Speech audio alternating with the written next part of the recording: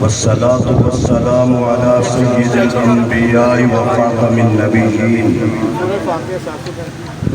محمد وعلى آله وأصحابه أجمعين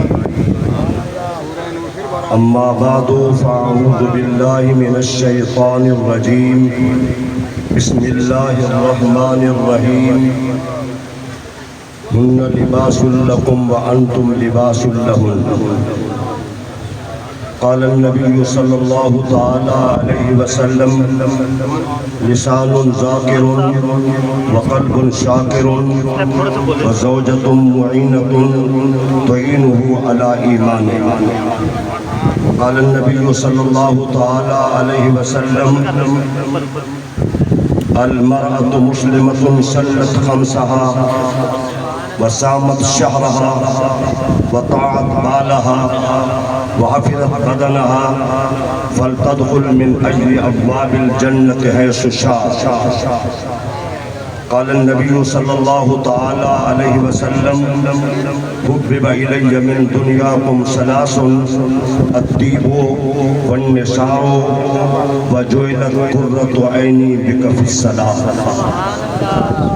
رب اشرح لي صدري ويسر لي امري واحلل عقدة من لساني يفقهوا قولي قال الله تبارك وتعالى في شان حبيبه مخبرا وآمرا إن الله وملائكته يصلون على النبي يا أيها الذين آمنوا صلوا عليه وسلموا تسليما کوئی زبان خاموش نہ رہے محبت کا تقاضا یہی ہے وفا کا اصول یہی ہے کہ امتی ہر حال میں اپنے محبوب پر درود و سلام پڑھنا ہے محبت سے پڑھیے الصلاۃ والسلام علیکہ یا سیدی یا رسول اللہ وعلى آلك وأصحابك يا سيدي يا حبيب الله الصلاة والسلام عليك يا سيدي يا رحمة للعالمين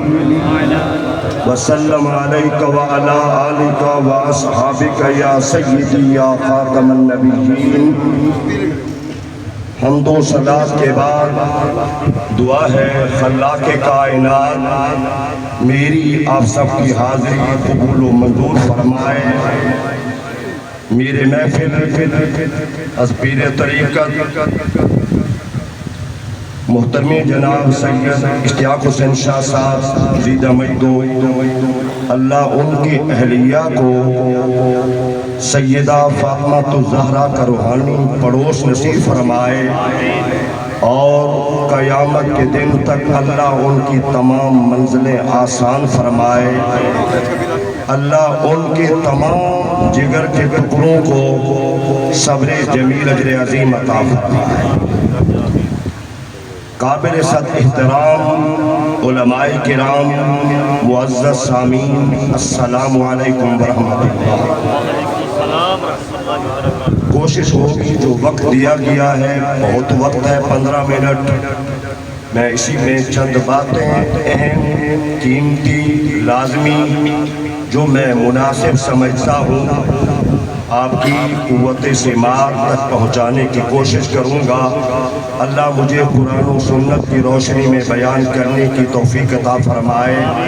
آپ کو سننے کی سمجھنے کی عمل کرنے کی توفیق عطا فرمائے عرب کا فرسودہ معاشرہ ظلم کا معاشرہ بے حیائی کا معاشرہ بد اخلاقی کا معاشرہ نہ کوئی ماں کو ماں سمجھتا نہ بیوی کی عزت کا خیال تھا نہ بہن کو محبت کی نظر سے دیکھا جاتا تھا بیٹی تو مظلوم زمانہ تھی پیدا ہوتے ہوئے باپ زندہ درپور کرنے کا سوچ رہا ہوتا تھا برائی کے جھنڈے گڑے ہوئے تھے مکہ مکرمہ کی سرزمین پر ظلم کی انتہا دن کو ننگے بدن لوگ مرد طواف کر رہے تھے رات کو ننگے بدن گروہ در گروہ خواتین طواف کر رہی تھیں، نہ شرم نہ حیا نہ اخلاق، کوئی بات بھی نہیں تھی۔ سوچئے، غور سے سوچئے، وہ کائنات کا عظیم ترین خطہ، صورتحال یہ، پھر اللہ نے ایک ہستی کو بھیجا، ایک ذات کو بھیجا اور اس شان سے بھیجا، وَمَا أَرْسَلْنَاكَ إِلَّا رَحْمَةً لِّلْعَالَمِينَ۔ اگر آپ کا ذوق اجازت دے تو سبحان اللہ کہہ دیں۔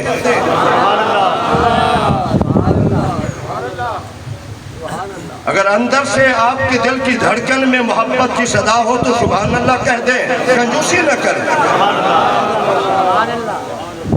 ایک ہستی کو بھیجا، اس شان سے بھیجا، وَمَا أَرْسَلْنَاكَ إِلَّا رَحْمَةً لِّلْعَالَمِينَ۔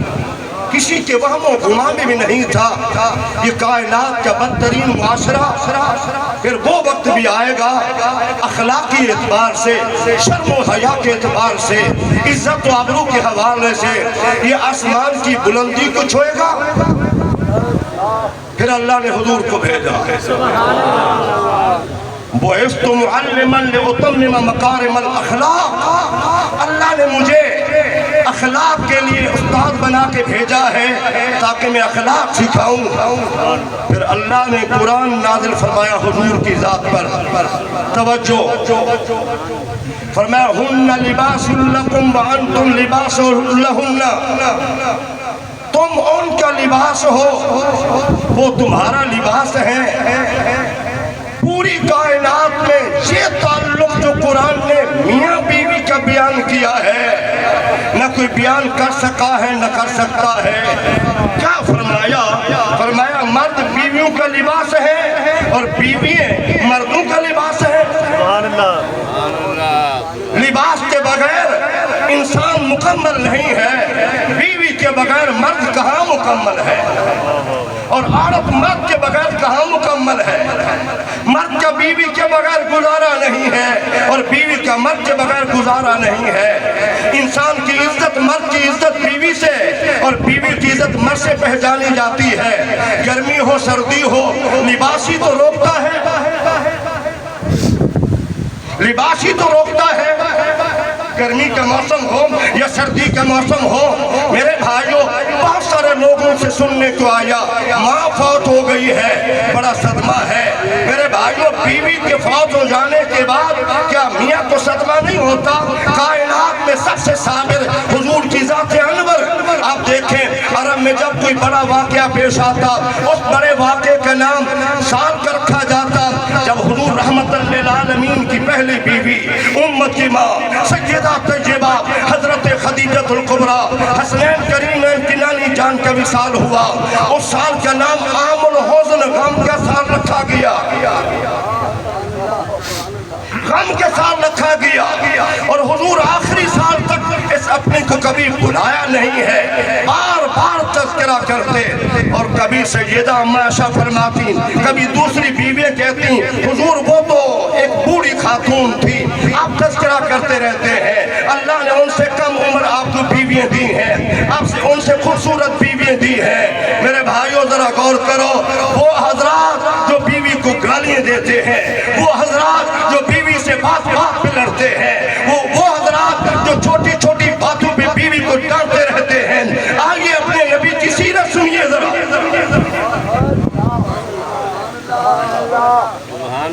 سنیے ذرا، ہم معاشرے میں ہمیں اپنے اخلاق کا علم نہیں ہے۔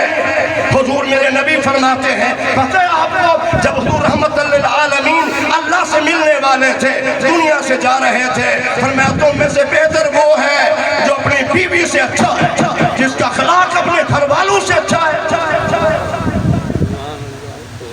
آخری لمحات میں جو آخری ہدایات امت کے لیے دی جا رہی ہیں ان میں نماز کی بات بھی فرمائی ہے، ان میں حضور رحمت للعالمین نے اپنے اہل و عیال سے اخلاق کی بات بھی فرمائی ہے۔ ہم کہاں کھڑے ہیں؟ جو چھوٹی چھوٹی باتوں پہ طلاق دے رہے ہیں. پھر ذرا غور فرمائے. حضور فرماتے ہیں تمہیں کیا پتا میری بیوی خدیجہ کیسی ہے؟ میری بیوی خدیجہ کیسی تھی ذرا آپ غور فرمائے. فرمایا تمہیں کیا پتا جب مکہ کے لوگ مجھے جھٹلا رہے تھے میرا کلمہ خدیجہ پڑھ رہے تھے. جب مکہ کے لوگوں نے کہا ہر ایک پہ خرچ کرو میٹنگ کی گئی لیکن 1 دینار درہم حضور کی ذات پہ خرچ نہیں کرنا. فرمایا خدیجہ ہی تو تھی جس نے سارا مال میرے اوپر قربان کر دیا. پھر حضور نے فرمایا تمہیں پتا ہے میری خدیجہ میری وہ بیوی ہے جب باہر سے میں جاتا لوگ مجھے کوئی کچھ کہتا قرآن میں موجود ہے سب کچھ مجھے کوئی کچھ کہتا لیکن مجھے حوصلہ تسلی دینے والی بیوی میری خدیجہ ہی تو تھی. اور پھر اگلی بات حضور فرماتے فرمایا تمہیں پتہ نہیں ہے میری بیوی خدیجہ کون ہے؟ میرے اللہ نے مجھے ساری اولاد انہی سے دی ہے. تو جس بیوی سے اولاد ملتی ہے اس کی عظمت زیادہ ہے اس کا مقام اور مرتبہ زیادہ ہے. میرے نبی نے آخری سال تک سال کے بعد بکری منگواتے ذبح کرتے اور حضور فرماتے یہ میری بیوی خدیجہ کے لیے یہ میری بیوی خدیجہ کے لیے ہے. میرے بھائیو آپ ذرا غور فرمائیں توجہ فرمائیں. حضور رحمت للعالمین نے کیا صرف ماں ہی اولاد کے لیے صدمہ ہے جس نے پوری زندگی میاں سے گزاری ہو اخلاق سے گزاری ہو. کبھی آپ بیوی کی خدمات پہ ذرا غور تو کریں. بستر بچھائے تو بیوی کھانے بنا کے دو تو بیوی گھر کی جھاڑو دے تو بیوی گھر کو بنائے سنوارے تو بیوی مرد کی عزت کا خیال کرے تو بیوی اور بچوں کو شفقت سے پیش آئے تو بیوی ہر موقع پہ تیار کرے تو بیوی اور والد اپنا میاں کی عزت کا خیال کرے تو بیوی. ذرا اس صحابی کی بات سنیں جب ام سلمہ تشریف لائیں اللہ کے رسول مجھے مدینہ طیبہ کی عورتوں نے نمائندہ بنا کے بھیجا ہے جو میری بات ہے ان کی بات ہے جو میری بات ہے ان کی بات ہے کا بیان کرو. حضور مجھے بھیجا ہے خواتین نے سارا ثواب تو مرد لے گئے. جمعہ پڑھنے جائیں تو مرد جنازہ پڑھنے جائیں تو مرد جہاد پہ جائیں تو مرد حضور سارا ثواب تو مرد لے گئے. ہم عورتوں کے لیے کیا ہے؟ میرے نبی رحمت نے صحابہ کی جانب رخ فرمایا اور فرمایا میرے صحابہ کیا اس عورت سے بہتر کسی کا سوال ہو سکتا ہے؟ اس کی حضور نہیں. تو پھر حضور متوجہ ہے فرمایا ام سلمہ سنو ذرا غور سے سنو توجہ سے سنو. اللہ کریم نے جہاں مرد کو ثواب دیا ہے جمعہ پہ مرد جاتا ہے تیاری تو عورت ہی کراتی ہے.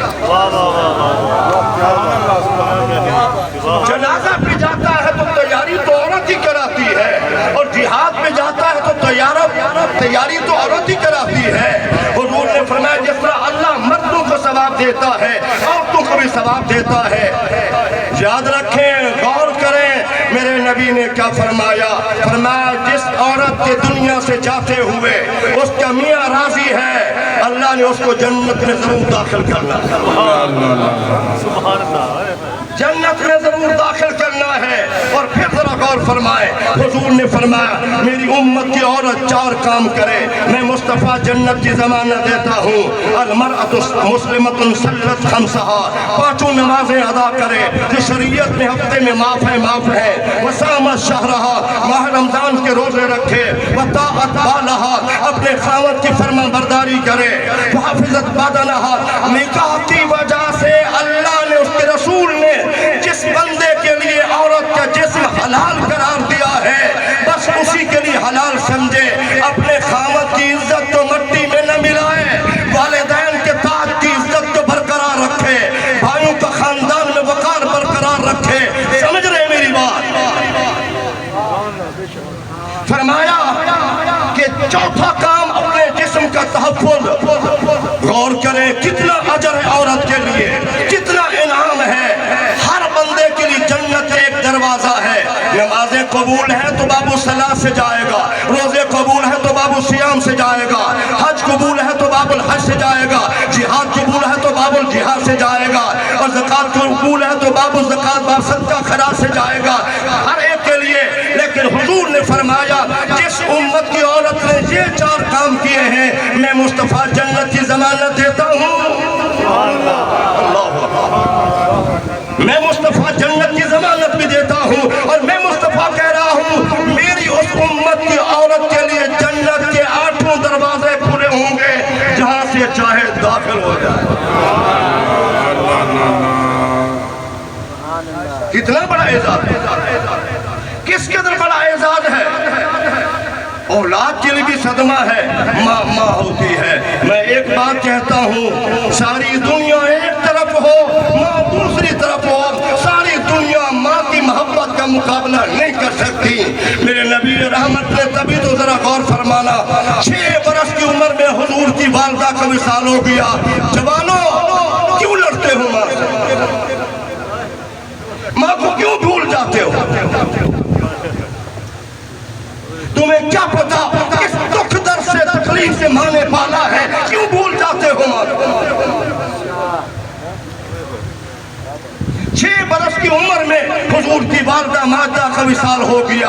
अब मक्का मुकरमा से मदीना तैयबा 53 साल यहाँ गुजारे। आप कह सकते हैं 56-58 बरस की उम्र में हुजूर को अपनी माँ याद आ गई। सहाबा में बैठे थे और क्या खूब अंदाज है, फरमाया काश ये वो जुमला है पंजाबी दिल में खिसपन है, काश आज मेरी माँ जिंदा होती,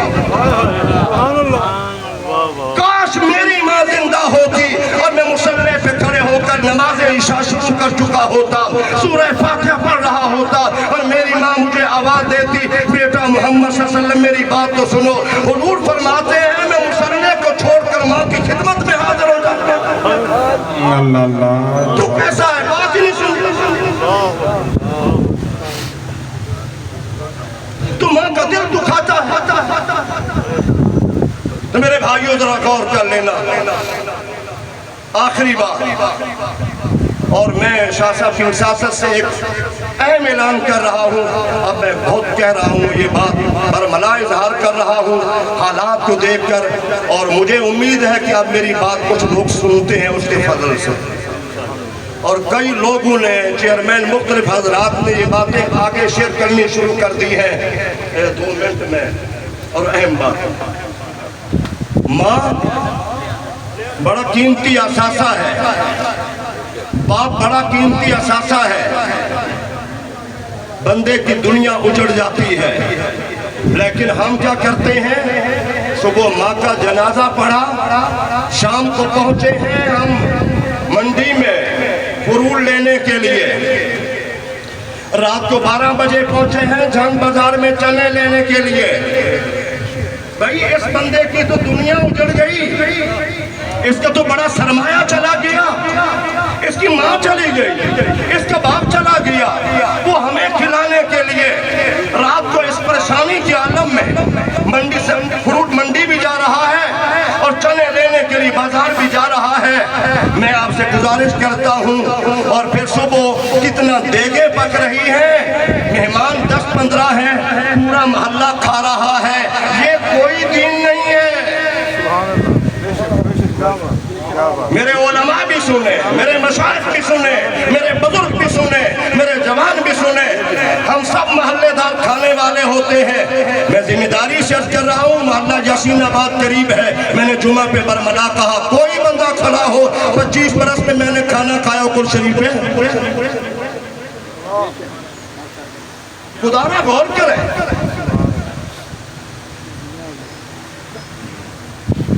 क्या हमें घर में खाना नहीं मिलता? हम क्यों बोझ बनते हैं? और कभी हमारी सोच है, बरमला कहते हैं कितना बुरी जुबान है हमारी। मैंने अपने बाप के मरने पे मुर्गा खिलाया था, मुर्गा खाऊंगा, मटन खिलाया था, मटन खाऊंगा। कैसा मुसलमान है?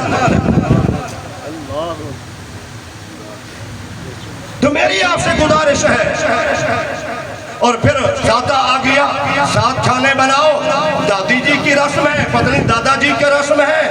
मेरे भाइयों सातवीं पे साथ खाने बनाए जा रहे हैं, दीन से कोई ताल्लुक नहीं है। मैं बरमला कहता हूँ फिर 20वें पे 20 खाने क्यों नहीं बनाते, और 40वें पे 40 खाने क्यों नहीं बनाते?